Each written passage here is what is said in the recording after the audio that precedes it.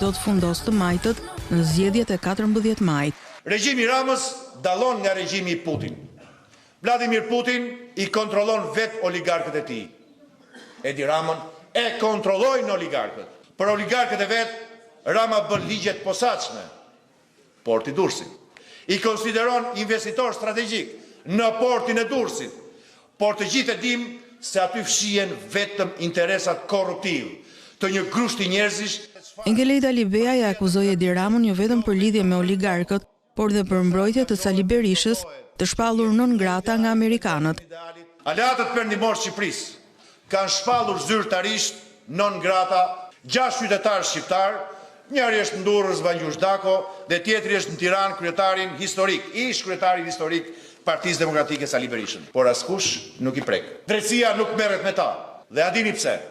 Ka vetëm një shpjegim. Sepse i mbron Edi Rama.